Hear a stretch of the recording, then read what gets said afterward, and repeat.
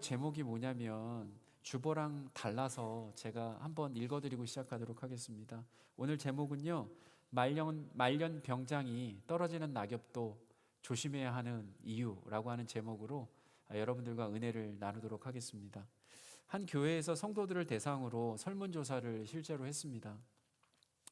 질문이 뭐였냐면, 그리스도인으로 살면서 절제하지 못할 정도로 혈기가 올라왔을 때가 어느 순간이었습니까? 라고 하는 제목이었어요.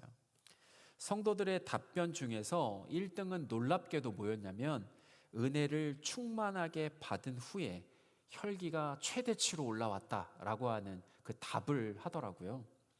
구체적인 답변 내용 3가지를 말씀드려 볼게요. 여러 가지가 있겠지만 어떤 분은 이렇게 얘기를 했어요. 부흥 집회에서 은혜를 충만하게 받은 후 은혜를 가족들과 함께 나눴을 때 너부터 잘해라, 핀잔을 들었을 때 혈기가 쭉 올라왔다라고 이야기를 하는 사람이 있었고, 예배 중에 큰 은혜를 누리고 행복한 마음으로 집에 가려고 주차장에서 차를 빼다가 주차 봉사하시는 분에게 기분 나쁜 소리를 들었을 때 혈기가 쫙 올라왔다라고 얘기하는 사람들도 있었고, 은혜 받고 열심히 봉사한 내가 아니라 교회에 온 지 얼마 안 된 사람이 인정받고 칭찬받는 것을 보았을 때 등 여러 가지가 있었어요.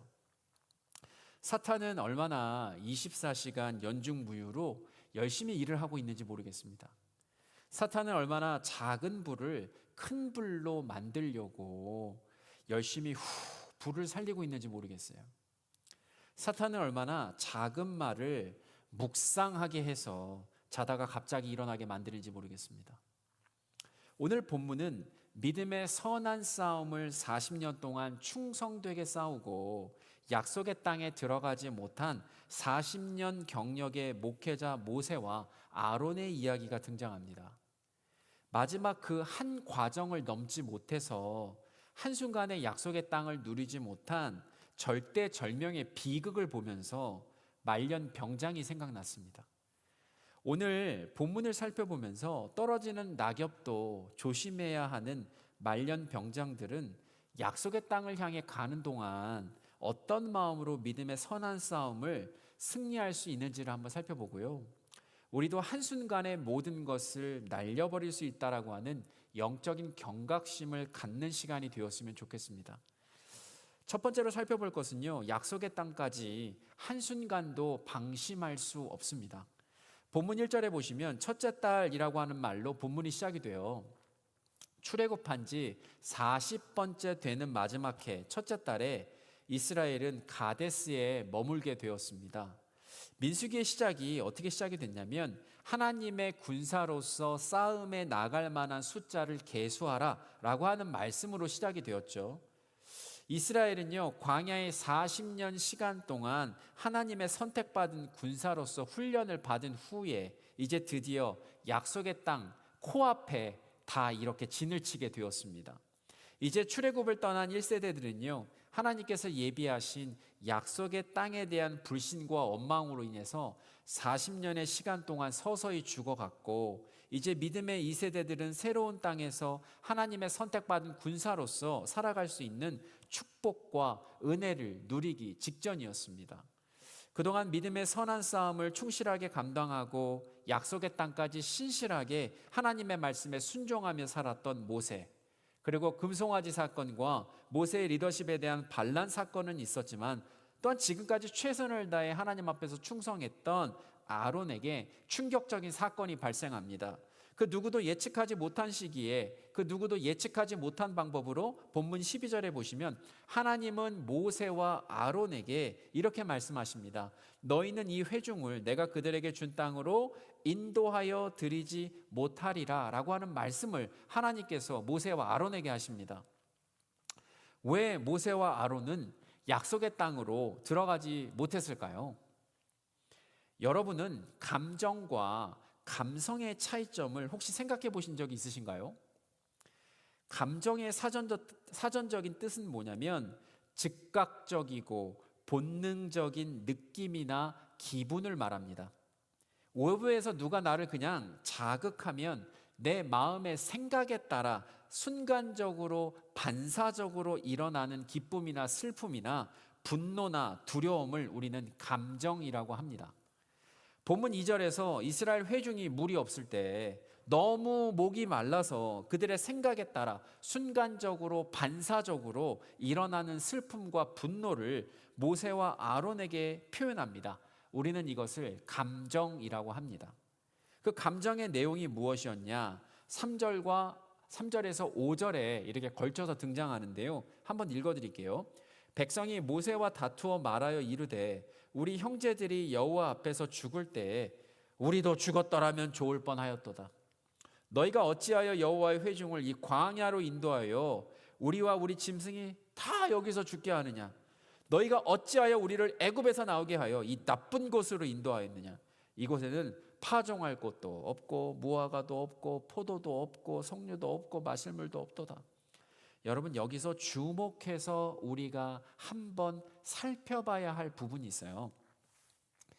여러분, 감정을 감정으로 받아치거나 감정을 감정으로 대할 때 무엇이 일어나는가 하면 3절 초반절을 한번 보시면 답이 나와요. 다툼이 일어나게 됩니다. 전문 용어로 표현을 하면 사단 선생이 작은 불씨를 키워서 내가 거하는 모든 가정, 직장, 사회를 불바다로 만듭니다. 속담 용어를 사용을 하면 공든 탑도 무너지게 되어서 자고 일어나 보니 자초지정은 중요하지 않고 내가 분노 조절 장애가 있는 사람, 욱하는 사람, 사리 분별 못하고 참을성 없는 사람이 되어 있는 경우가 발생합니다. 여기서 중요한 것이 있다면 그래서 감성이 참 중요해요. 감성의 뜻은 뭐냐면 감정을 느끼고 받아들이는 섬세하고 예민한 능력이 감성입니다. 여러분, 애들 키워보셨죠? 애가 미친 듯이 감정적으로 발작할 때가 있습니다. 떼를 쓰고 뒹굴뒹굴 할 때가 있습니다.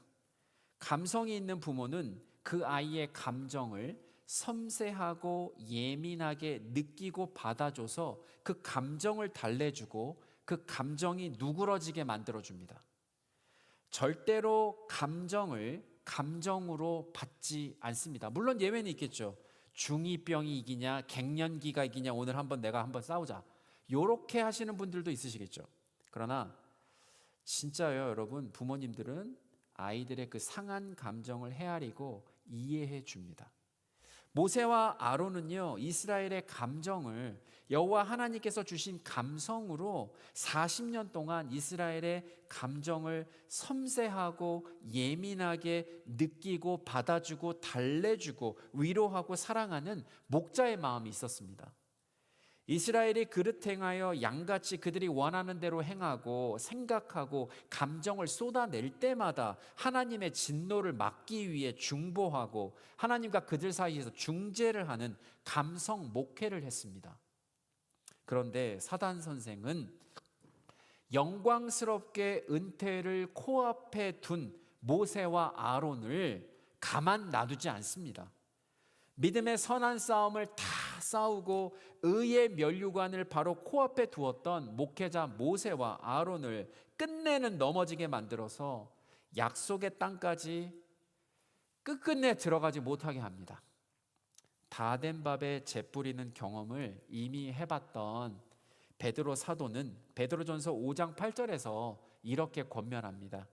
근신하라, 깨어라, 너희 대적 마귀가 우는 사자같이 두루다니며 삼킬 자를 찾고 있다. 여러분, 근신하라 깨어라를 영어 성경에 보시면 이렇게 나와 있어요. 한 장 넘겨주시면 근신하라 깨어라는 뭐라고 나와 있냐면 be alert and of sober mind라고 되어 있어요. 이게 무슨 뜻이냐면 근신하라 깨어라라고 하는 원어적인 뜻은 경계 근무를 서고 있는 군인이 바짝 경계하고 바짝 정신을 차리고 있는 상태를 말해요. 목요일에 인랜드 한인교육자협회 그 임원 모임이 있어요. 한 달에 한 번씩 모이거든요. 점심 식사를 했습니다. 한 목사님이요, 교회 도둑이 들어서 본인이 아끼는 이 기타와 개척교회 때부터 사용하던 스피커, 앰프 뭐 싹 다 가져갔다는 말을 듣자마자 제가 여쭤봤습니다.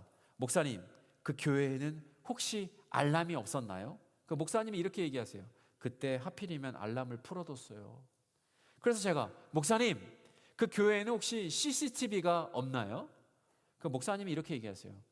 그 곳만 CCTV가 없는 구역입니다. 사단 선생은요, 우리가 하필이면 감정의 알람을 풀어놓는 그 순간을 노립니다. 사단 선생은 우리가 하필이면 감정의 CCTV가 없는 그 공간을 노립니다. 그리고 그 순간을 후벼 파서 결국에는 가장 영광스러운 순간을 저와 여러분들에게로부터 빼앗아 갑니다. 사도 바울은 고린도전서 10장 12절에서 이렇게 권면을 해요. 그런즉 선줄로 생각하는 자는 넘어질까 어떻게 해요? 조심하라. 내가 믿음 안에서 굳건히 서 있다고 생각하는 사람은 진짜 기도해야 하는 사람입니다. 내가 믿음이 있다고 과신하는 사람은 더 겸손하게 살아야 하는 사람입니다. 왜냐하면 잠언 16장 18절에서 이렇게 얘기하고 있기 때문이에요. 교만은 패망의 선봉이요 거만한 마음은 넘어짐의 앞잡이이기 때문입니다. 40년을 여호와 하나님 앞에서 충성되게 살았던 목회자 모세와 아론도 여러분 넘어졌습니다. 시카고 윌로우 크릭 빌 하이벨스 목사님 리더십으로도 유명하고 얼마나 목회를 잘해서 유명했습니까? 정말 귀하게 쓰임받았지만 넘어졌습니다. 사랑하는 성도 여러분, 민수기는 약속의 땅까지 믿음의 여정을 걷고 있는 우리가 얼마나 죄성이 많고 연약하고 죄의 굴레 속에서 살아가는 사람인지 적나라하게 드러내고 있는 성경입니다. 약속의 땅까지 최후 승리를 누리기 위해서는요, 우리가 무엇을 끝까지 채우고 살아가야 하는지가 너무도 명확하게 드러납니다. 시편 기자는 119편 97절에서 이렇게 얘기해요. 내가 주의 법을 어찌 그리 사랑하는지요. 내가 그것을 종일 작은 소리로 읊조리나이다. 읊조린다라고 하는 것의 원어적 뜻이 뭡니까? 묵상이잖아요. 그죠? 하나님의 말씀을 내 마음에 채우고 묵상을 통해서 그 말씀이 내 안에 거하도록, 그 말씀이 내 안에 집을 짓도록, 그 말씀이 내 안에 열매를 맺도록 마음을 가꾸고 살아가지 않는다면 우리는 언제나 감정적인 반응을 보이며 다투고 불평, 불만, 원망을 입에 달고 이 땅을 살아가게 될 것입니다. 왜냐하면 마음에 채운 것들이 우리 입으로 고스란히 드러나기 때문입니다. 탤런트 김혜자 씨가 서울 남부교도소에 수감자를 대상으로 강연할 때 일입니다. 그때 본인이 경험한 것을 재소자들한테 이야기를 하면서 1년 반 동안 내가 감사 노트에 1000여 가지 감사거리를 적었는데 다 쓰고 보니까 세상 보는 눈이 달라져 있더라, 이렇게 고백하면서 여러분들도 한번 해보라고 수감자들에게 노트 1000권을 선물했습니다. 그때부터 수감자들이 감사 일기를 쓰면서 놀라운 역사가 일어나기 시작했습니다. 징역 10년을 선고받은 장기수가 있었는데 늘 원망과 불평을 달고 살아서 교도관도 긴장하게 하는 사람이었다고 해요. 이 사람에게 노트를 주었는데 처음에는 이렇게 반응했다고 해요. 아니, 내가 지금 교도소 깜빵에 갇혀 있는데 내가 감사할 게 어딨어, 지금 나 놀리는 거냐고 완강하게 거부를 했어요. 근데 옆에 동료가 아유, 그러지 말고 한 개만 써보라는 말에 노트를 받았다고 해요. 처음에는 거창하고 대단한 것을 써야 한다라고 하는 생각에 아무것도 적지 못했는데 그러다가 문득 생각난 게 하나 있었다고 해요. 그 내용이 뭐였냐면 오늘 간수가 번호를 부르지 않고 내 이름을 불러줬다, 그렇게 적었대요. 그런데 희한한 게 이렇게 쓰고 나서부터 감사한 일이 자꾸 생각나더라는 말입니다. 이 장기수가 자려고 누웠는데 그 감옥 창문으로 달이 이렇게 떠 있었다고 해요. 그게 너무너무 감사해서 그날 잠이 안 올 때 일어나가지고 이렇게 썼다고 합니다. 창문 한 귀퉁이로 달을 볼 수 있어서 감사하다. 여러분, 이 장기수가 왜 변했을까요? 감사를 채웠더니 이 눈, 보는 관점이 바뀌었어요. 입술로 감사를 표현할 때 마음에 감사가 쌓이고 우리 삶의 감사의 열매가 맺히고 우리는 결국에는 감사의 사람이 되는 거예요. 이와 마찬가지로 말씀을 마음의 묵상으로 쌓고 삶의 말씀의 열매가 맺히고 우리가 말씀의 사람이 된다면 우리는 감정적인 사람이 아니라 감성적인 사람이 될 것입니다. 바라기는 약속의 땅을 향해 가는 모든 믿음의 여정 속에서 우리가 그동안 쌓아왔던 모든 믿음의 크레딧이 한순간에 날아가지 않도록 마음을 말씀으로 채우시고 말씀의 열매를 맺으시고 말씀으로 살아가시는 감성적인 그리스도인들이 되시기를 예수 그리스도 이름으로 축복합니다. 제가 첫 번째는 약속의 땅까지는 한순간도 방심할 수 없다라고 말씀드렸죠. 두 번째로 뭐냐면요, 약속의 땅에 들어가는 조건은 다 똑같습니다. 약속의 땅으로 들어갈 때 40년 목회한 모세와 아론은 약속의 땅에 1등석을 타고 들어갑니까? 20년 목회한 저는 비즈니스석을 타고 들어갈까요? 그럼 여러분은 일반석을 타고 들어간다라고 혹시 생각하고 계세요? 들어가는 것은 다 똑같이 들어가는 것일 뿐이고 상급만 다를 뿐이겠죠. 약속의 땅으로 들어갈 때 40년 동안 목회한 모세와 아론은 정말 열심히 사역을 했으니까 어떠한 실수나 어떠한 혈기가 드러났을 때 하나님이 그거를 좀 감안해서 용서를 해줘야 한다고 여러분 생각하십니까? 공평하신 하나님이 재판을 하실 때 한쪽에 무게중심이 쏠린 상태로 재판을 하는 것을 기뻐한다라고 생각하십니까? 레위기 19장 15절에 보면 이렇게 나와 있어요. 너희는 재판할 때 불의를 행하지 말며라고 말씀하시면서 뭐가 불의인지 설명을 하세요. 가난한 자의 편을 들지도 말고 세력 있는 자라고 두둔하지도 말고 공의로 사람을 재판할지니라 말씀하십니다. 아유, 이 사람 불쌍하니까 좀 봐줘야 되는 거 아니야? 이 사람은 권세가 있으니까 조금 봐줘야 되는 거 아니야? 그거는 공의로운 게 아니에요. 잠언 17장 15절 말씀해 보니까 악인을 의롭다 하며 의인을 악하다 하는 이 두 자는 다 여호와께 미움을 받느니라 라고 말씀하고 있어요. 아무리 이스라엘 최고의 리더라 할지라도, 아무리 40년 동안 신실하게 하나님의 뜻을 따라 살아왔다 할지라도, 아무리 약속의 땅이 이제 다 왔으니까 코앞이라 할지라도 약속의 땅에 들어가는 기준은 다 똑같습니다. 가난하다고 들어가는 것도 아니고 세력이 있다고 들어가는 것도 아닙니다. 약속의 땅에 들어가는 가장 중요한 기준이 있다면 그것은 무엇일까요? 2절부터 5절까지 이스라엘이 물이 없어서 감정적으로 불만과 불평과 원망을 쌓아두는 그 순간에 하나님은 진노하지 않으셨어요. 하나님은 감정적으로 이스라엘의 행동에 반응하시거나 그들을 징계하시겠다라고 얘기하지 않으셨어요. 그리고 7절과 8절에서 말씀하세요. 여호와께서 모세에게 말씀하여 이르시되 지팡이를 가지고 내 형 아론과 함께 회중을 모으고 그들의 목전에서 너희는 반석에게 명령하여 물을 내라 하라. 내가 그 반석이 물을 내게 하여 회중과 그들의 짐승에게 마시게 할지니라라고 얘기하셨어요. 간단하게 정리해 볼게요. 하나님은 모세에게 세 가지를 말씀하셨어요. 첫 번째 뭐예요? 지팡이를 가져라. 두 번째, 형 아론과 함께 회중을 모아라. 세 번째, 그들이 보는 앞에서 반석의 명령, 말을 해서 물을 내라. 그 세 가지 말씀하셨습니다. 하나님은 세 가지를 말씀하셨는데 모세와 아론은 온전하게 순종하지 않았습니다. 지팡이를 가지고는 왔어요. 형 아론과 함께 회중을 모으는 것까지는 순종을 했는데 마지막 말씀에, 세 번째 말씀에는 순종하지 않았습니다. 본문 10절, 모세와 아론이 회중을 그 반석 앞에 모으고 모세가 그들에게 이르되 반역한 너희여 들으라. 우리가 너희를 위하여 이 반석에서 물을 내줄까? 하고 11절, 모세가 그의 손을 들어 그의 지팡이로 반석을 어떻게 해요? 두 번 치니 물이 많이 솟아나므로 회중과 그들의 짐승이 마시니라 라고 기록되어 있어요. 인간의 죄성은요, 가장 결정적인 순간에 드러나게 됩니다. 마치 우리 몸에 암세포와 정상세포가 함께 공존하다가 몸의 면역이 낮아지게 되면 암세포가 활발하게 활동하는 것과 똑같은 이치입니다. 마치 압력밥솥의 압력은 어떻게 해요? 밥을 짓는 데는 너무 환상적으로 사용되지만 압력이 다른 곳에 사용되면 어떻게 해요? 총알이 날아갈 수도 있습니다. 여러 가지 불상사가 발생하는 것과 비슷합니다.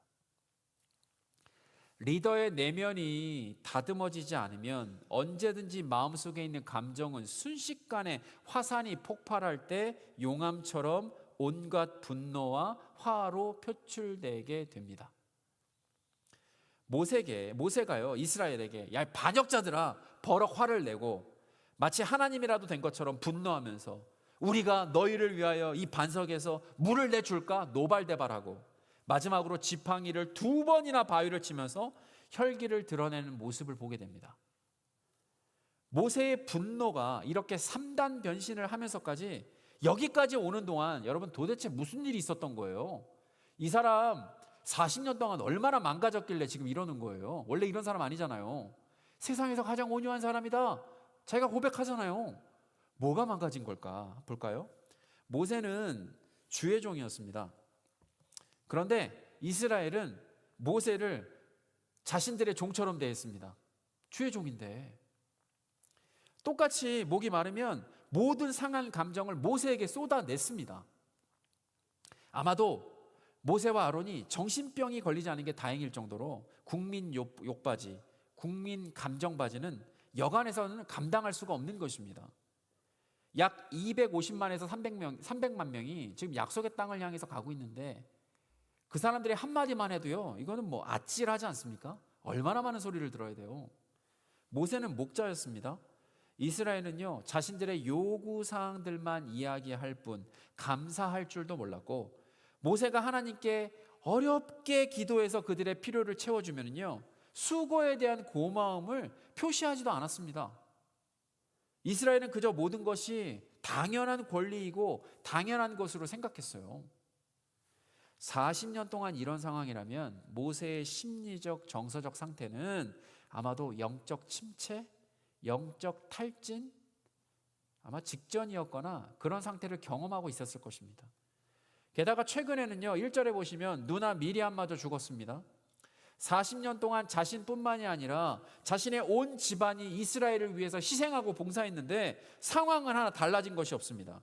이스라엘은 계속해서 그저 불평과 불만과 원망과 감정을 쏟아낼 뿐 모세가 어떤 상태인지 조금 더 헤아리려고 하지 않아요. 그러나 그 어떤 모세의 안타까운 정서적, 육체적 상황도 하나님 말씀에 불순종하면서 표출한 분노의 정당한 이유가 될 수는 없어요. 지성과 감성과 의지를 지닌 인격체로서 지음받은 사람이 화를 내고 분노하는 것은 당연한 것이고 자연스러운 일이에요. 그죠? 화나 분을 내는 그 자체는 죄가 아닙니다. 그러나 화나 분을 풀지 못하고 다스리지 못할 때 그것에 대한 결과로 범죄로 이어질 수가 분명히 있어요. 예를 들어 드릴게요.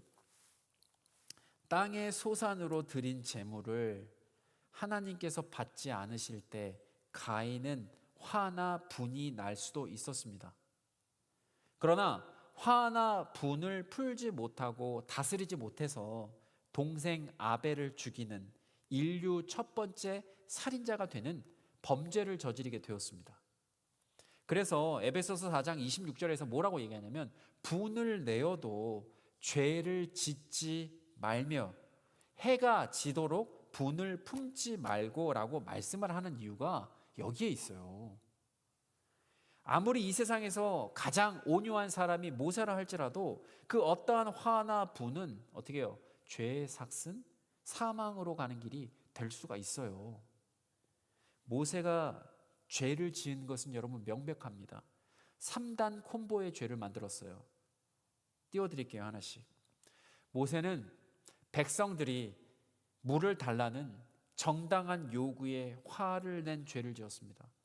리더잖아요. 하나님께서 이스라엘의 모든 백성들을 이끌고 약속의 땅까지 갈 때 하나님을 대신해서 이스라엘을 섬겨야 되는 사람이잖아요. 물을 내달라고 하는 건 당연한 거예요. 근데 어떻게 해요? 화를 낸 죄를 지었습니다. 모세는 백성들 앞에서 물을 내는 기적이 마치 자기가 하는 것처럼 말한 죄를 지었습니다. 이건 하나님께서 하시는 건데 내가 너희들한테 물을 내게 하랴. 내가 널 줄까? 하나님처럼 그 자리에 자기를 넣었어요. 또 모세는 공개적으로 하나님의 말씀을 거역하는 죄를 지었습니다. 하나님께서 말씀하신 대로 하지 않았어요. 여기에 또 하나 죄를 지은 것을 제가 하나 보았는데요. 뭐냐면요, 모세는 자신의 잘못을 하나님 앞에서 뉘우치고 인정하는 회개를 하지 않는 죄를 지었습니다. 여호와 하나님은 12절에서 그래서 말씀하세요. 여호와께서 모세와 아론에게 이르시되 너희가 나를 믿지 아니하고 이스라엘 자손의 목전에서 내 거룩함을 나타내지 아니한 고로 너희는 이 회중을 내가 그들에게 준 땅으로 인도하여 드리지 못하리라 하시니라. 모세와 아론, 너희가 나를 믿지 아니하고, 영어 성경에 보시면 because you didn't trust in me enough to honor me. 이게 뭐예요? 나를 믿지도 않고 경외하지도 않았다.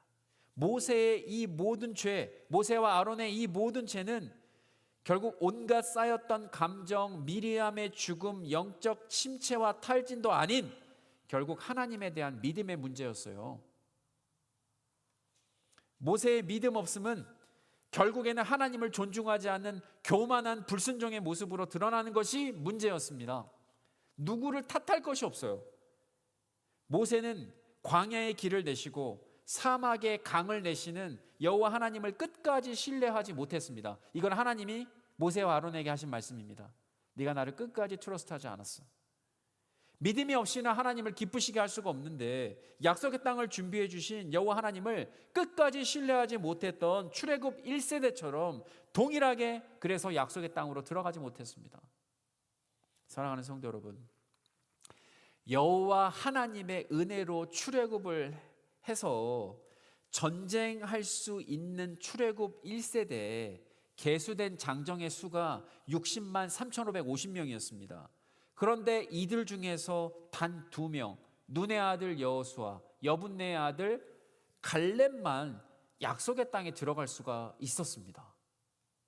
이와 마찬가지로 여호와 하나님의 은혜로 예수 하나님의 아들 그리스도를 나의 구주, 나의 하나님으로 영접을 해서 영적 출애굽을 경험한 우리들이 과연 몇 명이나 약속의 땅으로 들어갈지 저는 예측을 할 수가 없습니다. 전 진짜 모르겠어요.